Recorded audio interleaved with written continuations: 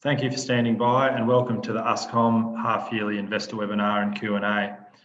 All participants are in a listen-only mode. There will be a presentation followed by a Q&A segment. For those wanting to ask a question, please type it into the Q&A panel on your screen and we'll address them at the end. Presenting on behalf of Uscom today, we have the Executive Chairman and CEO, Professor Rob Phillips. The presentation today will last approximately 25 minutes with ample time for the Q&A session thereafter. I'll now hand it over to Rob. Please go ahead.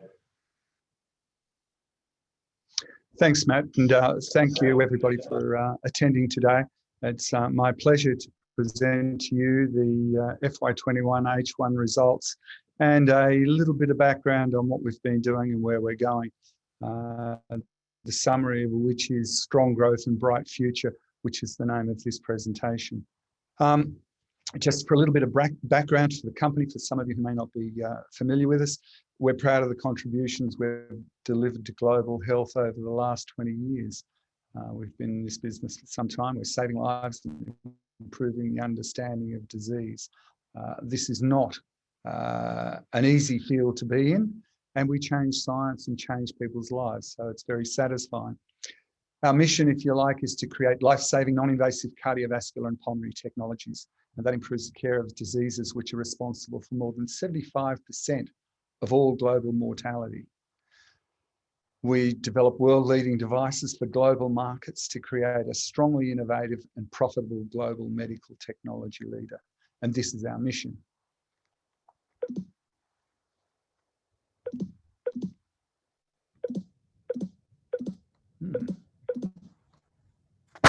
Just proceed a little bit.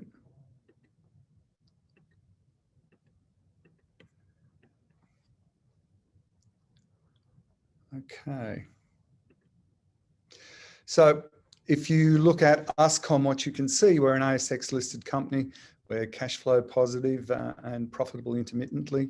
We have patented Apex technologies. And we're world's leading digital cardiovascular pulmonary devices. We've got high growth and high margins. We're cash flow positive, as I said, intermittently, but we've got a distinctly global mission and vision. And we've got new products, expanding global operations, 8 new products in 4 markets. So it's a very exciting time for us, and that's the background really to Strong Growth and Bright Future. We're also globally expanding. We're China embedded, but we are globally diversified. Our interests are very much in ensuring that we have a platform for our new technologies and products coming forward. So we're poised for growth and we're hedged for politics and currency exposures. Sydney, Singapore, Beijing, Budapest are our principal operational centres. We've got offices in Auckland, London, in LA. And while these are only nascent operations, Beijing certainly is not, and Budapest is very strong. Singapore's just recently established, and now we will fill out from these headquarters into regional markets as we move forward. And this is the source of our new revenues as our new technologies come into the marketplace. We've got a large and expanding team of smart and capable people, and as you can see, they represent many different skill sets and many different nationalities. And so the challenges of starting a small company and becoming an international global leader in medical devices and medical technology challenges, as I said, for us. Most important, of course, is our results for this year, and that shows that the contribution, the expansion and the strategy that we've implemented is actually bringing rewards. Our cash flows up 1.14 million from 0.75 to 0.39. Sales are up 232%. Revenue and income up 187% and receipts up 153%. So we are in a strong position and have been for this year. So it's great to be able to share this information with you. Importantly, I think, for this year, the milestone that we crossed was 6 million for the calendar year, 6 million in revenue and income. and that represents up 95% from 3.12 million the year before. So it's easy when you look for, say, smaller companies to lose sight of the relevance of any growth by monthly or quarterly results. This is year on year, and it's 95% up. Importantly, so for investors, is that cash was up 0.8 of a mil, and we end up with 2.3 million in the bank. Now, what's important about that number is that while the cash increment from our 6 million sales isn't great, we have done an incredible amount of investment and expansion of the company, both in terms of product and operations. So we've spent money and saved money. We've invested in the future, and our revenue's growing. So it's a strong growth and bright future, as the title of this presentation describes. And if we look historically, we can see trends continuing to be supported by annual performance. As I said, CY20 is first time we've breached 6 million revenue, and that's up 95%. Our CY20 cash inflow is up $0.8 million. So these are inflection points in any business, and it does take time. If you look at how long it takes great companies to build, it doesn't happen in 5 or 10 years. If you look at ResMed in 1975, you look at CSL 1920, it takes a long time to learn your business. It takes a long time to penetrate the market. It takes a long time to build your operations out. And as you can see from the plot of our last 9 years, we are meeting the very sort of a high standard company.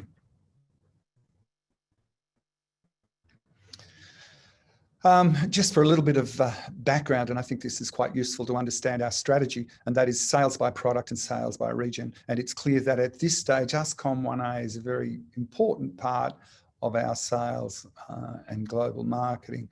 And if we look at the sales by region, we can see that China is our major Uscom market.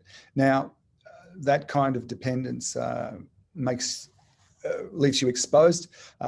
We are diversifying our products and expanding our BP Plus and Spirosonic sales, and these will grow that sector, even though sales for Uscom are increasing rapidly per annum still. So not only are we growing the size of the pie, we are growing and balancing the sectors within the pie. With regard to regional sales, certainly China remains a very strong part of what we do. We are embedded in China, and we are diversifying into Europe, Southeast Asia, and US as these territories become more accessible post-COVID. Uscom products, for those of you who don't know us well, is the Uscom 1A, which is a cardiovascular monitoring device for heart failure, hypertension, sepsis, and fluid. And these are really substantial parts of clinical care. Spirosonic, importantly, is asthma, COPD, occupational lung disease, and COVID. Something like, I think it's about 15 to 20% of patients who have severe COVID have persistent pulmonary disease and symptoms at the end of 3 months. We yet don't know what will happen to these people over time, whether their lung function will continue to deteriorate, whether they will recover. What we do know is they've suffered severe damage, and monitoring that in home care environments is going to be an incredibly large part of the future for our business. And we're partnering now with a couple of groups that are setting in place home care monitoring and management so that cost-effective care for these post-COVID folk can be delivered. But the expectation for spirometry over the next 5 years is something like 200 to 300% growth in the marketplace. So it is a very exciting time for us. BP Plus is hypertension and vascular health. So again, a very important part of social morbidity, social mortality. And this is an incremental improvement in the way that we look at vascular health and hypertension and management of hypertension. The Venti-Test is a new technology that we've developed using the technology from our Spirosonic series, which allows accurate calibration of ventilators. And with the increased number of ventilator sales going on market, we do know that they all need to be calibrated, whether that's between each patient every day or every week, but they need accurate calibration for effective ventilation. And we do know that the results from COVID, those folk on ventilators needed accurate ventilatory management. And our devices, our Venti-Test series that we're developing at the moment, will be a very important part of that optimization of ventilator performance. The latest part of our product is the Blue Sky Uscom eHealth ecosystem. And this is the software technology which brings together the diagnostic power of all of our series of products and adds both diagnostic power by increasing the information that we put into the analytics, but also it increases or improves the revenue delivery model, and that is transitioning to a pay-per-use model. So these are very natural parts of the evolution of our premium cardiovascular pulmonary technologies. And this will be the revenue pathway, if you like, for the next 5 to 10 years. If we look at the markets alone, and I think it sometimes is worthwhile to do this because it defines the upside of the opportunity for our technologies. We started out building the company on the basis that we would build premium quality technologies that actually incrementally improve care, in which case you're not being pressured by margins. If you have the best product, people will seek you out, particularly in medical health and medical care. We've got 4 great brands, Uscom, BP+, Spirosonic and Venti-Test. And the markets are, for the Uscom device in heart failure, is over 32 billion. BP Plus, 22 billion, Spirosonic, 47 billion, Venti-Test, 27 billion. These are really, really massive territories when we've got a annual revenue of, say, $6 million. What that says is opportunity. And we are a smart company. It's taken us quite some time to build these products, these quality products, and get them in a position ready for market. But we are getting close to that. Now, it will take us some time before we dominate those markets. But while they are that large, when we provide the top quality technologies, that pathway should lead to success. Obviously, cardiac, vascular, pulmonary, and calibration. These are the premium quality ends of medical innovation and medical technology. And that's the space we want to occupy. So what will be our growth drivers going forward? And I think it's a really simple model from my point of view, from a CEO's point of view: more products, more distributors, and grow your sales, grow your market share. This is really fundamentals. But what's important about that is it represents the end point of all the product development, all the product validation, all the product regulatory takes us to this point. So now what we have to look at is the very mechanical parts of delivering our devices to the markets and cost effectively operating our global businesses. And it's also the exciting part. There have been investors that have been with us for a number of years. Once we get to this stage, the investment starts to pay off. And that's what the transition to profitability is about. It's what the transition to cash flow positivity is about. These are messages to investors that we are crossing that Rubicon. And from my point of view, it's validation of our strategy.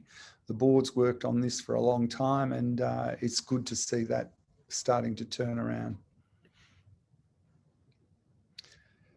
So in summary, we're a high organic revenue growth company. We've got superior quality business model. It's really simple. High quality technologies delivered globally. And we have a network, a pathway to market that's established. We've got pricing models that are strong. We have world-leading devices and quality brands that have become established over the last 10 years. And our fundamentals reflect the success of our strategy. We're growing at 200% per annum. That's a strong position to be in. Now, that may not be sustainable year on year, but somewhere between 100 and 200% is not a bad place to be. We've got increasing cash reserves. We have imminent new revenues as our new technologies come to market. We're debt-free, we're a clean enterprise, and we have that rare combination of quality, growth, and value. So it's a strong company, strong growth with a bright future. Some interesting fallout, of course, from that position is if you look at our revenue and income over the last 8 years and compare it with our share price, it's not been so well recognised in the Australian market. Our total receipts are up over 600% over those 8 years, but our share price hasn't changed. So the good news for that is opportunity and investment.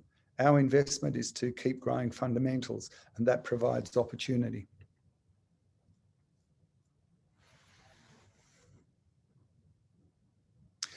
So in conclusion, our strategy is really straightforward. We want to grow fundamentals, and it's never been more important to value investors. We continue driving strong growth fundamentals, accumulating cash. We're investing in expanded international operations and new subsidiaries, and we're finalising multiple international regulatory approvals for new products and new revenues. So this has positioned us and poised us for a very strong near-term, mid-term, long-term future. So it's, in summary, sound growth and a bright future, which is exactly what Uscom's about. We've set ourselves a position, we've set ourselves a target, we've developed a strategy, and we remain focused on bringing more products into more distribution, generating more revenue and greater fundamentals on a global basis. So thank you very much for your time to evaluate and look at our FY21 H1 results. The strong growth and bright future is how we see ourselves, and we'll be working hard to maintain that ongoing growth. So thank you very much for your time, and I welcome any questions. Thanks, Rob. We'll now move on to the Q&A session, as you've alluded to. As mentioned earlier, for those listening, if you'd like to ask a question, please type it in using the Q&A function within Zoom on your screen or in the app, and we'll get Rob to address it. There's nothing in the queue so far, Rob, but I can start us off and just ask you, obviously I'm aware that the strategy in China's been very important for the business. And you spend quite a bit of time there yourself. So if you can just elaborate on how that's developed over the last 12 months and how you see it going forward. Well, I think China is a very interesting question, and we could probably talk about it all day. But I think it boils down very simply to the fact that China managed internally the events of the pandemic incredibly well and recovered, and were back in manufacture mode within 3 months. And they are leading the world in rebound. They went into the pandemic stronger than almost all world economies and are leading the way out. Only Vietnam is growing faster than they are. So from my point of view, I've been committed to China for quite some time, and it's been where we've put a lot of our focus. It's a huge market, growing very quickly, with a high focus on medical care, and particularly high quality medical care, and a fundamental economy that's growing really well, and emerging wealth. So it's an ideal place for us to be. I've just returned from China in the last, got out of quarantine, I think 7 days ago or 6 days ago, and China's doing really well. You can sense what's going on in the marketplace, and they are rebounding. So we are looking forward to this year. We've got a number of products newly coming to market over the next 12 months into China. We've got a lot of distributors now lining up for them.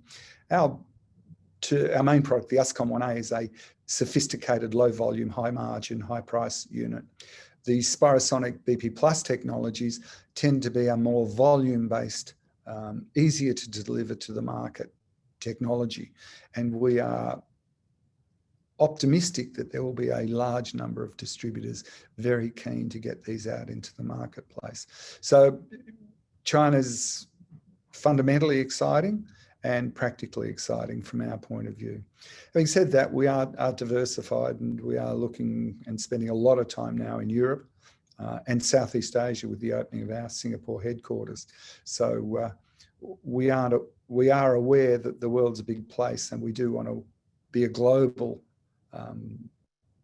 innovator and deliverer of great healthcare. China is an important part of our foundation, an important part of our business. Thanks, Rob. We have had a few questions come in now. So Jack has asked the question, do we expect government grants / financial support going forward?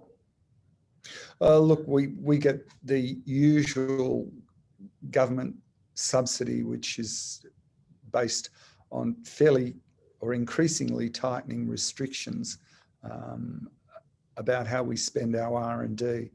And as a global company, it's important for us to have ongoing R&D to develop new products. And in Australia, I think the R&D is about 43%. It's been pegged back a little bit. So for every $1 million that we spend on R&D, we get 430K back. I expect it to continue.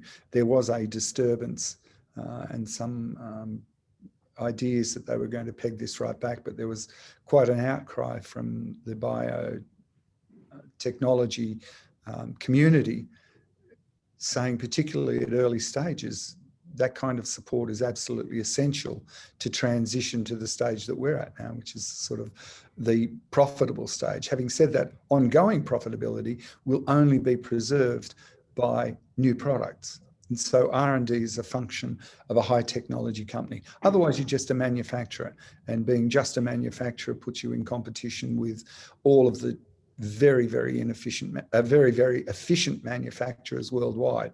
So just competing with Shenzhen is not a formula for success. We need to develop new technologies. We need to contribute substantially to clinical care to buy our way into the marketplace.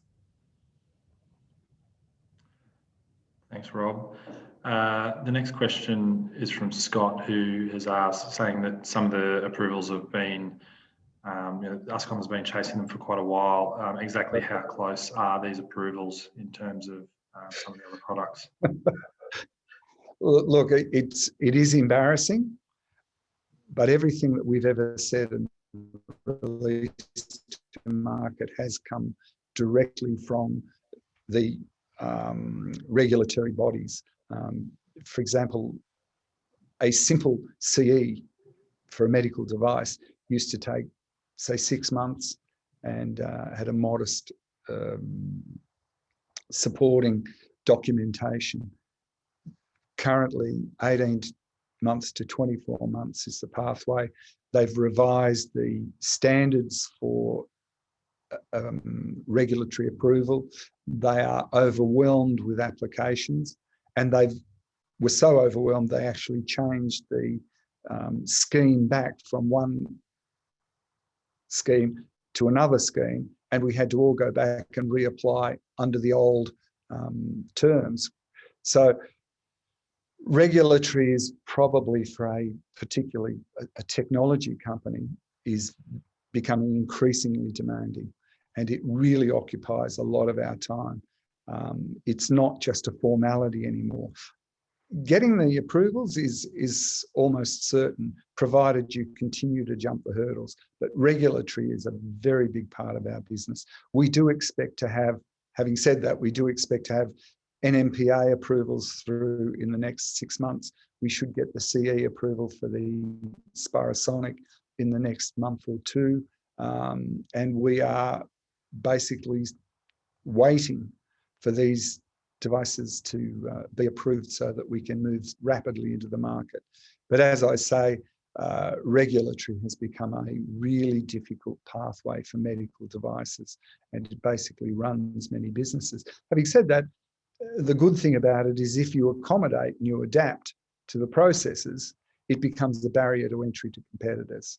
And I would not like to be a startup with any kind of technology that requires regulatory approval at the moment.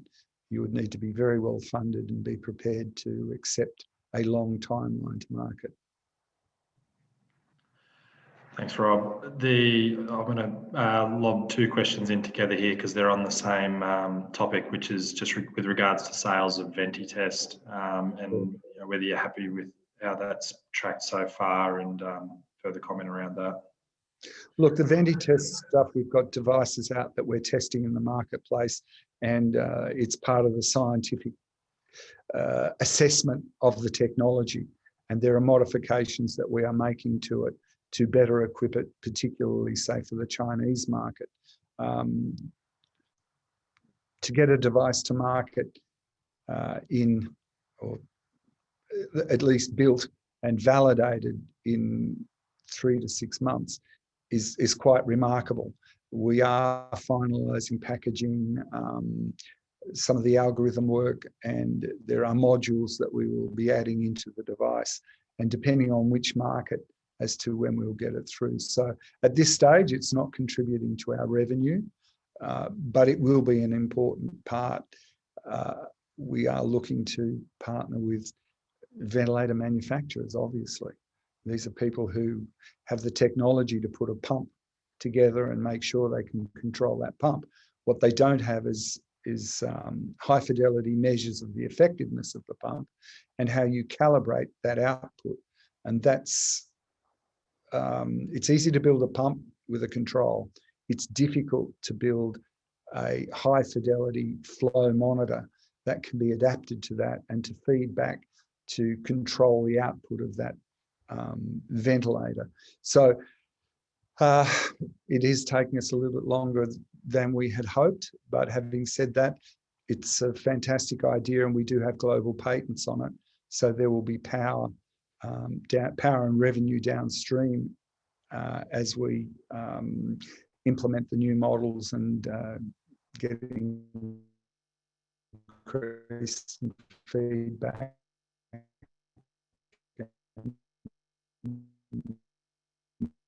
modify the doses to meet the market requirement. Some changes that we're making based on in certain ways. So there's some negotiation always in these processes. It's although we don't have medical regulatory to control these devices because they're not used directly on patients, we still need to make sure that they are very precise, and we still need to know that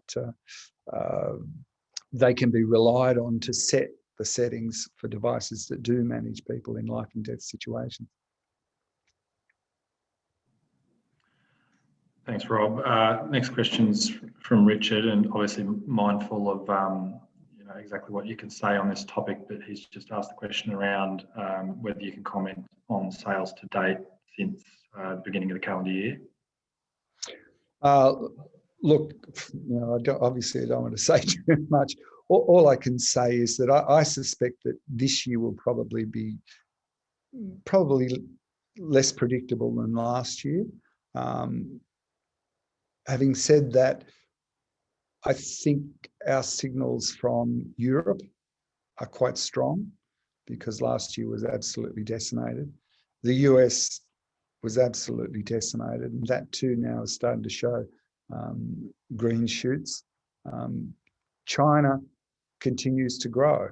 Now, at what rate it will continue to grow, it's difficult to predict. Having said that, as we get new products to market, even if we stay where we are, new products will significantly boost our revenues. So I guess what I'm saying is I cannot predict the future, and I think that they're quite unpredictable times at the moment. We are a cautious company. We do have strong connections in China, which is where most of our revenues come from, and our interests in Europe and the US are showing signs of quite reasonable growth. So at this stage, I'm optimistic, and all I can say is we look at the history of the company, and we can see a fairly strong growth trend. Our commitment is to continue and make those, maintain those growths. Having said that, predicting the global economies at the moment is very difficult, I think. But like I say, I'm optimistic.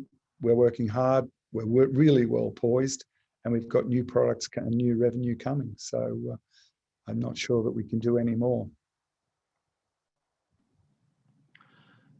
Thanks, Rob. Next question is from Luke, who's asked, as investors, what would be an expected timeline of announcements to expect or look out for over coming months?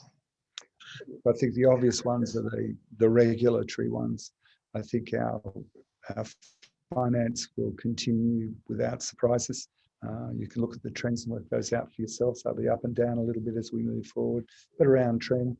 And the regulatory approvals are sitting waiting for signatures. So we just have to complete those pathways. We're also very active in growing out Southeast Asia, appointing new distributors up there, appointing new distributors in Europe. So the fundamental operational things of growth, the indicators that we're actually achieving things, the financials, I would say the half yearlies should be quite strong. And I think that the regulatory environment, we will get regulatory approvals quite quickly.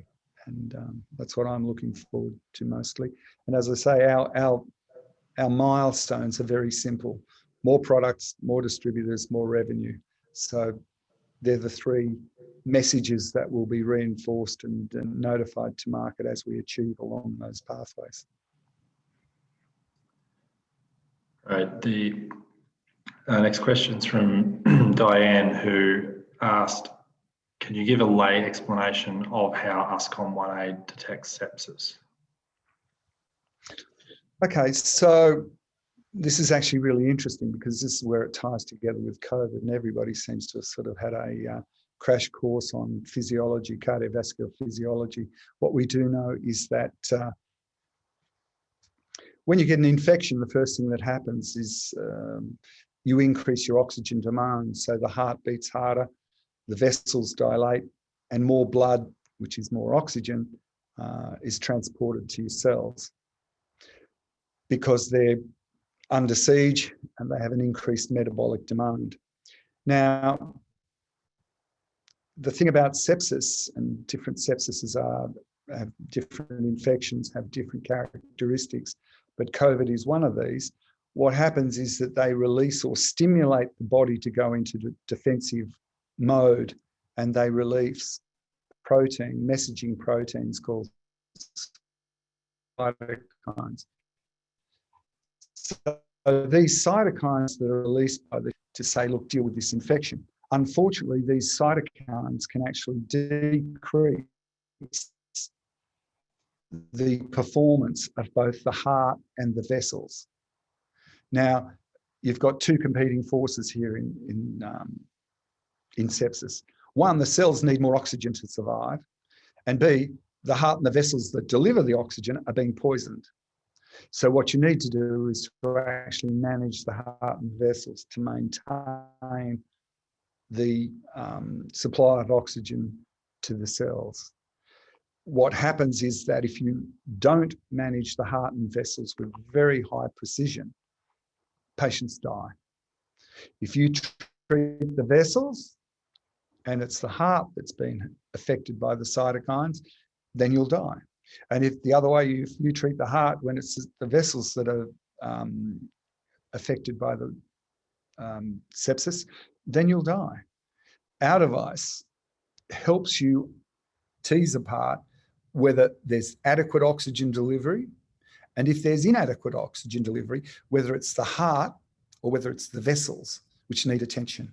And that's why Uscom is such a useful device. It's also why Uscom was the device recommended by the National Health and Medical Commission of the People's Republic of China as the preferred method to treat COVID, because we could identify COVID cases that were serious, where patients were going to die very early on. And that allowed you to treat their heart or their vessels. It's also the reason that Uscom's in the pediatric guidelines for international sepsis. So this is US-based guidelines. So it's not just China. US, we're in Great Ormond Street, we're in King's, we're in, I think, 40 or 50 major hospitals in the US, predominantly in pediatrics, but also in adults. It simplifies the management of sepsis and septic shock. And approximately 30% of us will die from sepsis and septic shock. Infections are a fact of life. And as COVID has shown us, they are and can be very dangerous. So it's critical to know early on what are the abnormalities that need treating so that you don't have organ failure and you don't then die. And that's where Uscom fits together into that pathway. It is complex, and having a layman's sort of explanation means that you bypass a whole lot of the mechanisms. But what's most interesting about it is no two people get the same disease and have the same outcome. As we know, mortality is 2 to 3%, severe organ failure and critical care management in COVID patients might be up 3 to 5%, 10% are unwell and quite unhealthy, go to hospital. 50% maybe is asymptomatic, maybe as high as 90% maybe asymptomatic. Why is that so? We just don't know. Why does one person's body react to one infection in a different way and have a negative outcome and not for another?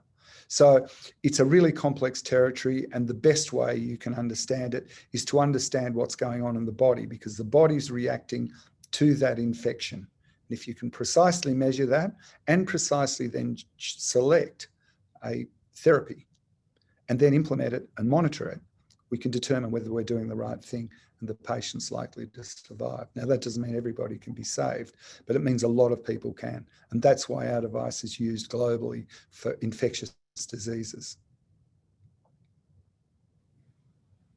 Thanks, Rob. I've got two more questions. First one's from Tim, who's asked, are you seeing any impact on the business with regards to the cooling relationship between China and Australia?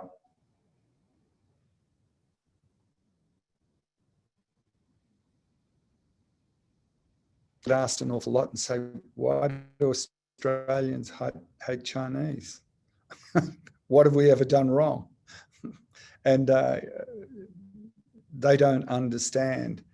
From a commercial point of view, there is increasingly a distance, and it's very disappointing to see that. We've worked so hard there. From our point of view, it doesn't worry us because we don't actually have competitors. We're embedded in China. We will do local manufacturing there. We've got local investors. I teach in China. I'm appointed to a Chinese university as well as the University of Queensland. And I see these things as politicians come and go. The need for trade, the need for medical care, not only is a persistent motivator for people to work together, but health overrides politics. And at the end of the day, our devices that save people's lives, China will still grant us high value technology enterprise in China, despite us being Australian. So I think it's terribly disappointing and would be a lot easier if the relationships were managed a little bit better. And I feel terribly sorry for the guys who've spent their whole lives building these lobster exporting and wine exporting businesses and who suddenly have nothing. You know, I think we're fortunate in that we have critical medical devices and high technology which are of value to all countries worldwide. and that insulates us. But I think from a social point of view, it's a very disappointing state to be in. I think it's not being managed particularly well. And the last question's from Jack again, who's just asked, are there any milestones coming up for the 1A product? Look, the 1A is actually a great product, and it's interesting because we built it like 15 years ago, and we do software upgrades, and the concept is exactly the same, and its application just gets more proof. I think we've got something like 500 publications around it and over 100 CSI publications. So these are high quality publications saying that this device is really useful and so, makes a contribution. So its function is great. The software improves continually as software capabilities improve. We obviously have a development pathway for innovations, and we do have things in the future. But at the moment, we have the 1A, and the 1A is saving lives in the US, Pittsburgh, London, Beijing, and more and more people are finding it useful. So we'll just improve the concept, improve the software, but fundamentally it'll do what it does.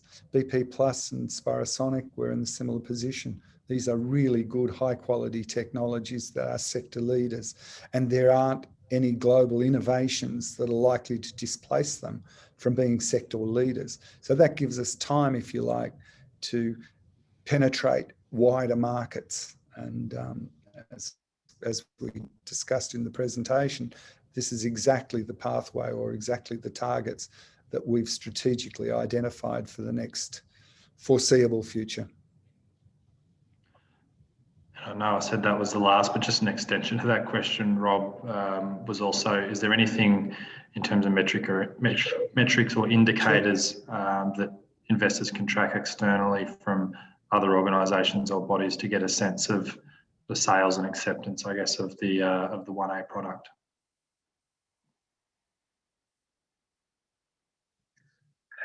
Revenue's a good start. 75 or was it 80 odd % of our revenue comes from the Uscom 1A.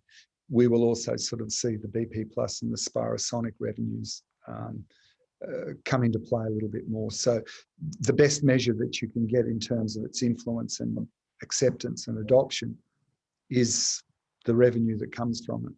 And our revenues are growing substantially at the moment. We are also, as I said, getting political recognition at the highest levels. And this takes an incredibly long time to do.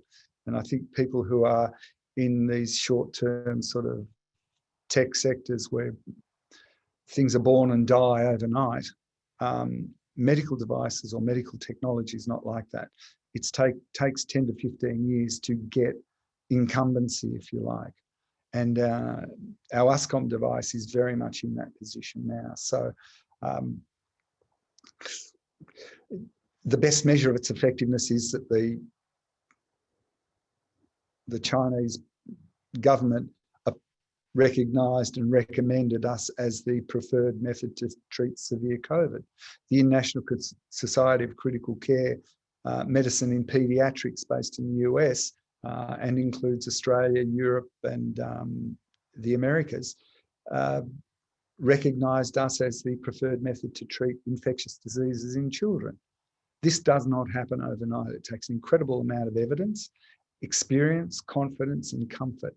So I think two things: we are becoming recognised as the gold standard, and B, our revenue continues to grow. So they're the comforting or supporting aspects of the business in terms of what it has to contribute to clinical care, and adoption revenue is a great measure of that. Thanks, Rob. We'll wrap it up there. I'll just pass on thanks to everyone for joining today. And Rob, leave you to close off if there's anything you'd like to wrap up with. Yeah, look, just to thank everybody for coming along, and we're very proud of our results at the moment. We think our strategy is strong. It's a very simple, very straightforward, and very effective strategy. More products, more distributors, more revenue. We are building products from the ground up as innovators. We've got an R&D centre in Budapest that we work very hard with. We've got R&D that goes on in Australia. We've got a very effective sales system in China. We're expanding and growing as Europe and US come back online. And Southeast Asia is another target of ours, the fastest growing markets in the world. So we're in a strong position. We've got products and we've got market. We've got opportunity. So it's a very exciting time for us, and look forward to standing here at the end of year and foreseeably to demonstrate that we're fulfilling on our strategies.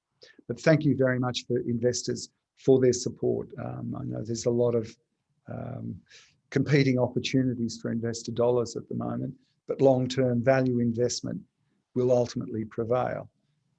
It may not tonight, but ultimately it prevails. And my objective is very much about building fundamentals. You have to pay your way ultimately, and that's what we're doing. So thanks very much for your support, and thanks very much for coming along today. Thanks, Rob, and thanks again to everyone. That concludes today's presentation, and we'll now disconnect. Thanks. Thanks, Matt.